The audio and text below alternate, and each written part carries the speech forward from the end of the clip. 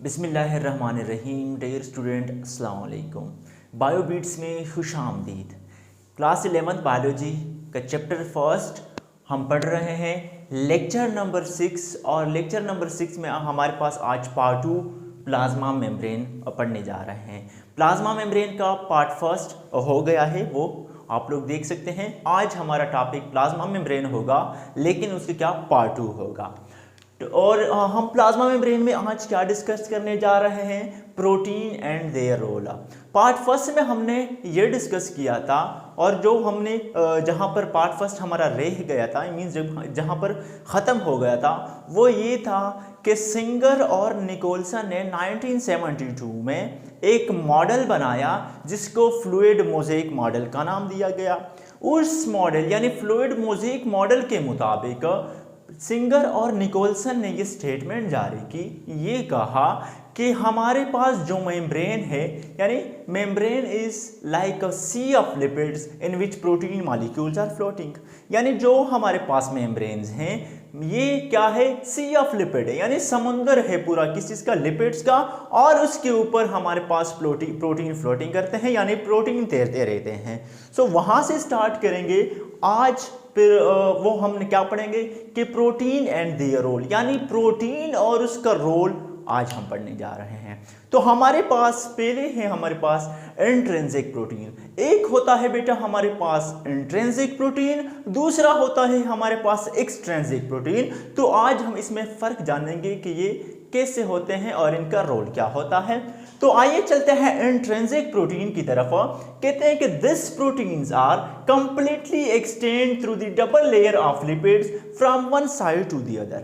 क्या कहा, कहते हैं कि ये जो प्रोटीन्स हैं ये कंप्लीटली एक्सटेंड करते हैं through the double layer of lipids, यानी लिपिड्स के जो दोनों लेयर्स होते हैं उनसे क्या करते हैं, एक्सटेंड करते हैं from one side to the other, एक साइड से दूसरे सिरे तक। यानी ये जो इंट्रिंसिक प्रोटीन होते हैं ये कंप्लीटली एक्सटेंड करते हैं through the double layer of lipids from one side to the other, एक साइड से दूसरे साइड तक ये क्या करते हैं, एक्सटेंड करते हैं।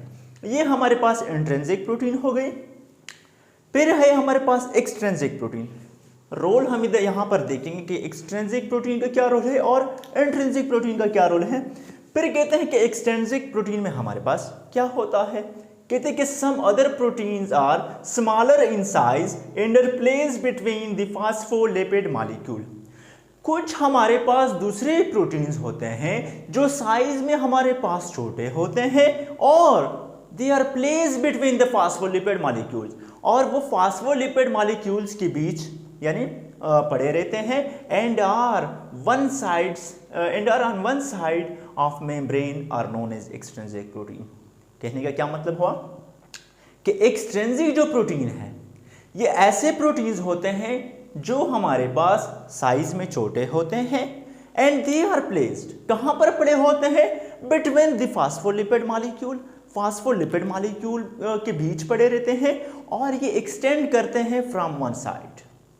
कहाँ क्या करते हैं, मेम्ब्रेन के एक साइड से जो प्रोटीन एक्सटेंड करते हैं और जो साइज में स्मॉलर होते हैं, और साथ साथ में ये प्रोटीन्स फॉस्फोलिपिड मॉलिक्यूल के बीच पड़े होते हैं, उनको हम नाम देते हैं इंट्रिंसिक प्रोटीन। सही है, एक्सट्रिंसिक प्रोटीन। सही है, मैं दोबारा रिपीट करता हूं, इंट्रिंसिक प्रोटीन वो प्रोटीन्स होते हैं जो एक तो साइज में बड़े होते हैं और इनकी जो एक्सटेंशंस होती हैं from both sides of the membrane. सही है, दोनों साइड पे जो एक्सटेंड करते हैं उन प्रोटीन को हम इंट्रिंसिक प्रोटीन, और जो एक साइड पे एक्सटेंड करते हैं उसको हम एक्सट्रिंसिक प्रोटीन कहते हैं। ये फॉस्फोलिपिड मॉलिक्यूल्स के बीच होते हैं और साइज इनकी छोटी होती है यानी स्मॉलर होती है। अब आते हैं, अच्छा यहां पर मैं भूल गया हूं, एक दूसरी चीज हम पढ़ते हैं, कार्बोहाइड्रेट।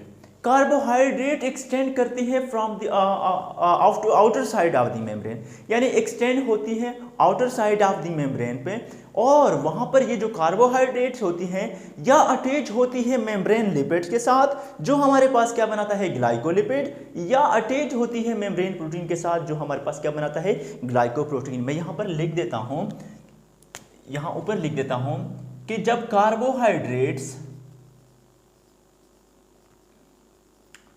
मिलती है किस चीज के साथ, लिपिड्स के साथ, तो हमारे पास बनाते हैं क्या, ग्लाइकोलिपिड्स।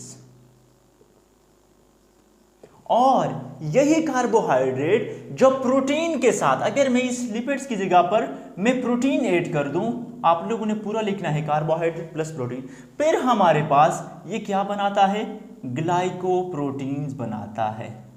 सही, इसकी समझ आ गई।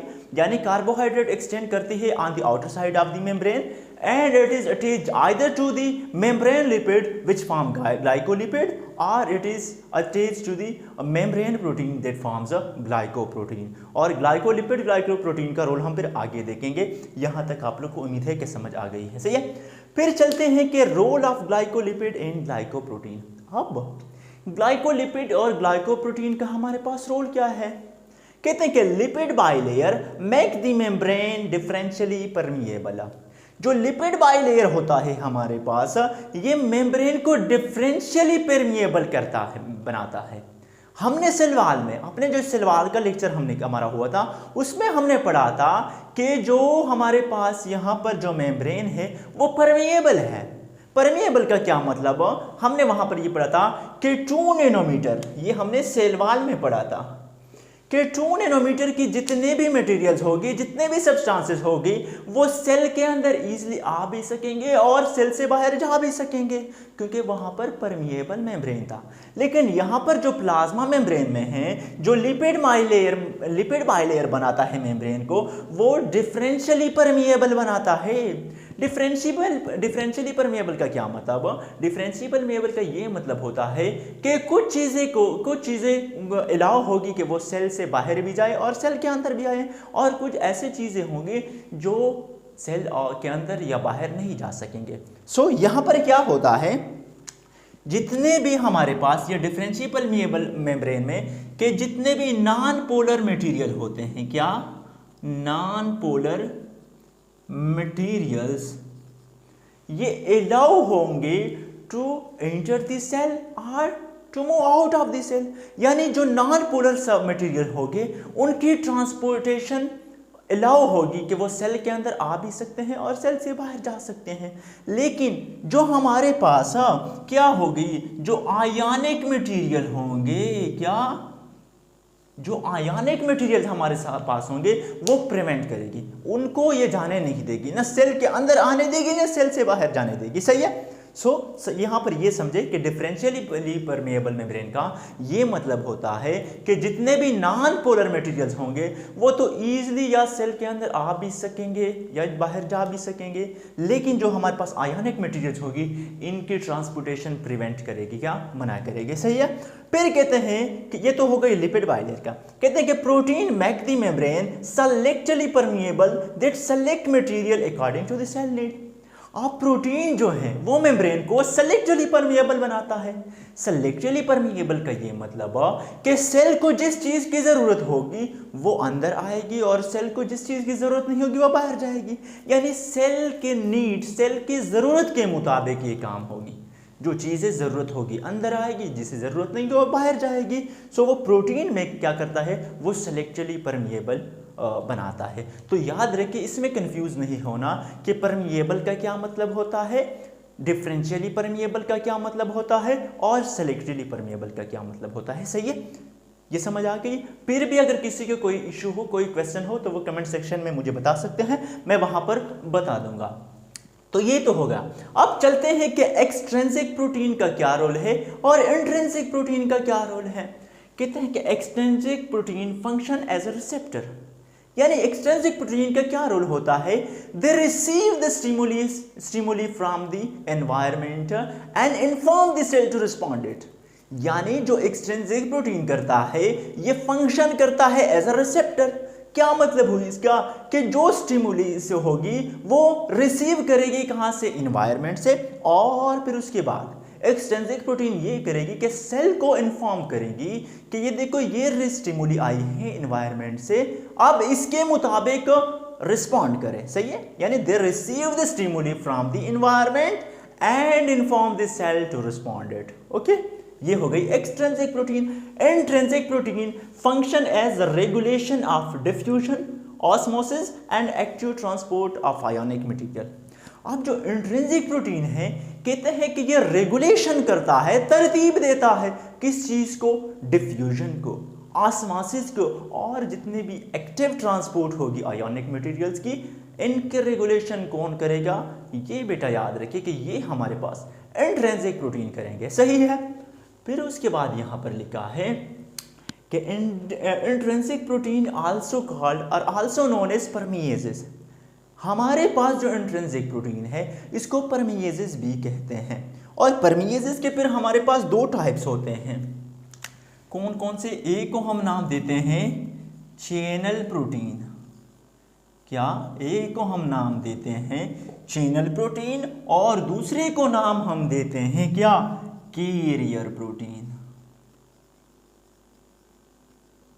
सही है।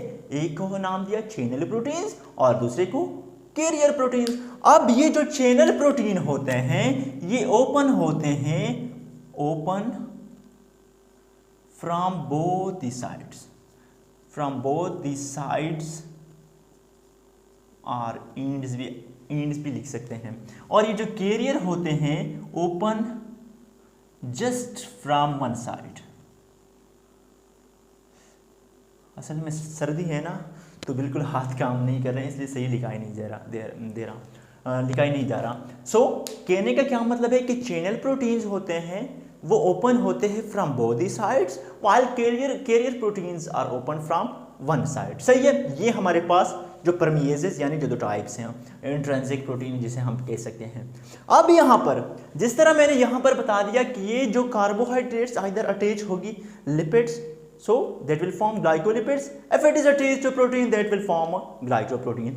अब यहाँ पर आएंगे कहते हैं कि membrane carbohydrate such as glycolipids and glycoproteins provide receptor site that receive stimuli like hormone receptor size, HRS and nerve impulse etc. जो हमारे पास मेम्ब्रेन कार्बोहाइड्रेट है जो कि कौन कौन से हैं, आइदर ग्लाइकोलिपिड्स या हमारे पास ग्लाइकोप्रोटीन, ये रिसीव करता है प्रोवाइड करता है receptor site to receive the stimulus, यानी प्रोवाइड करते हैं रिसेप्टर साइट प्रोवाइड करते हैं कि ये रिसीव करे स्टिमुली किस चीज़ की, HRS के, जो हमारे पास हार्मोन रिसेप्टर साइट हैं, या उसी के साथ साथ हमारे पास क्या है, नर्व इंपल्स के हैं, ये स्टिमुलस रिसेप्टर साइट प्रोवाइड करते हैं। और इसी के साथ साथ मेम्ब्रेन कार्बोहाइड्रेट्स यानी glycolipids and glycoproteins it is also responsible for endocytosis. ये जो मेम्ब्रेन कार्बोहाइड्रेट्स हैं ये रिस्पॉन्सिबल होती है किस चीज़ की, एंडोसाइटोसिस। एंडोसाइटोसिस आप लोग जानते हैं। फिर एंडोसाइटोसिस में हमारे पास क्या होती है, that is phagocytosis and pinocytosis. Phagocytosis का मतलब क्या होता है, eating of the cell, eating of the cell.